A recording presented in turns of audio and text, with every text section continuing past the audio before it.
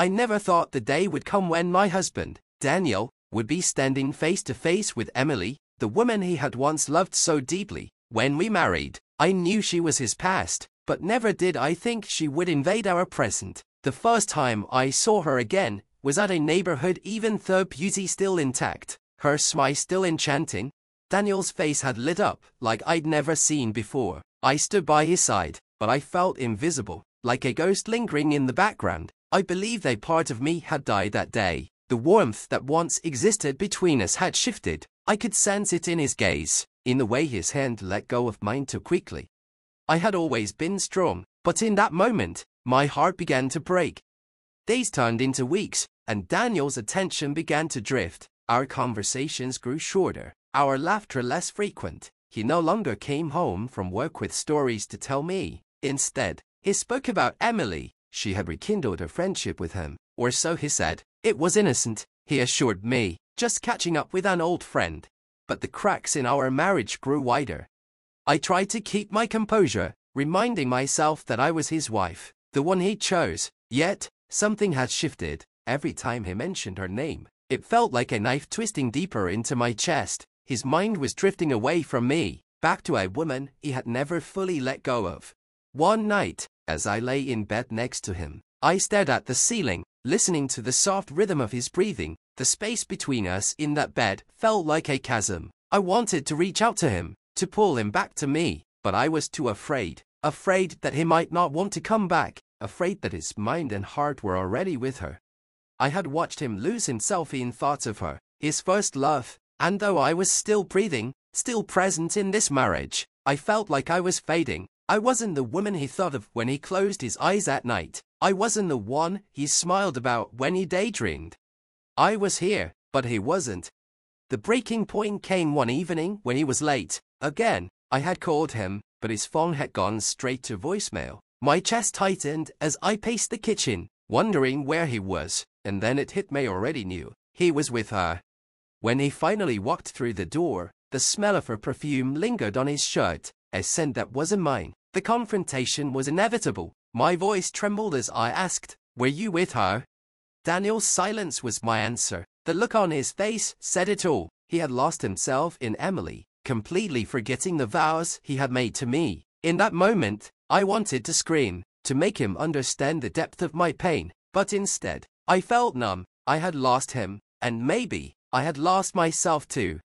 In the days that followed, I reflected on everything. I had spent so much energy fighting for a man who had already left me emotionally. He had reunited with his first love, but I was the one who was left standing in the ruins of what we once had. I realized that while he had lost himself in Emily, I had remained. I was still alive, still capable of healing, of moving forward, but I had to let go of the hope that he would come back to me, of the belief that I could somehow compete with a memory, with a love that had never truly died in his heart. Letting go wasn't easy. Every day, I woke up with a heavy heart, wishing things had been different, but I knew that staying with a man whose heart wasn't mine would only break me further. So, I made a decision to set both of us free. I didn't tell him that I was leaving right away. Instead, I quietly prepared myself for the inevitable. I sought comfort in friends and family, slowly rebuilding the parts of me that had been shattered. I was still here, still alive, and I deserved to find someone who would see me, love me, fully. When I finally told Daniel I was leaving, he didn't argue. He knew, just as I did, that we had reached the end. After I left, I discovered something I hadn't expected. He rediscovered myself. The woman who had been hidden beneath layers of heartache began to emerge. I found strength in my solitude, in the quiet moments where I no longer had to fight for someone's attention.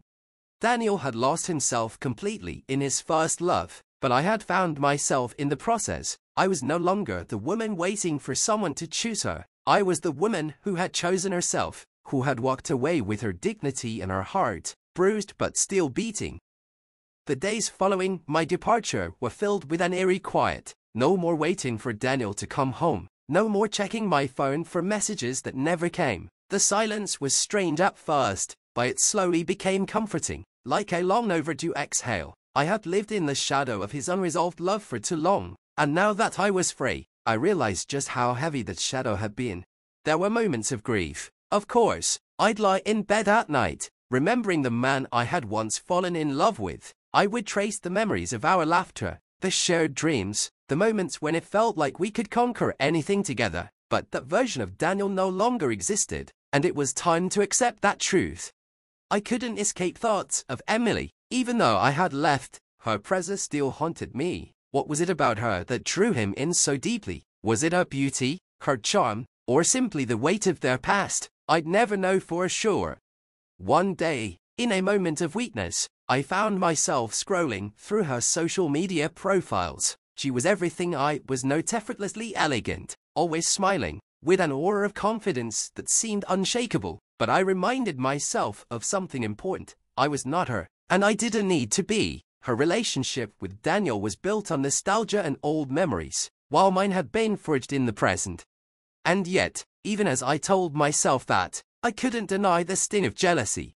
Chapter 10: Rediscovering Myself. After weeks of mourning the life I had left behind, I decided it was time to move forward. I began focusing on myself, exploring the things I had put aside during my marriage. I joined a painting class, something I had always wanted to do but never had the time for. I started going on long walks, breathing in the fresh air, letting my mind wander to new possibilities.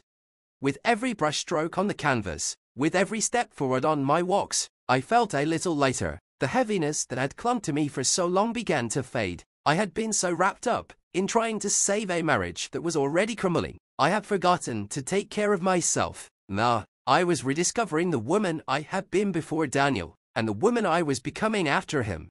It was a Saturday afternoon when I bumped into Daniel at a coffee shop. I hadn't seen him since the day I left, and the sight of him brought back a flood of memories. He looked different, tired, perhaps even a little lost. He smiled awkwardly when he saw me, and for a moment, we both stood there, unsure of what to say.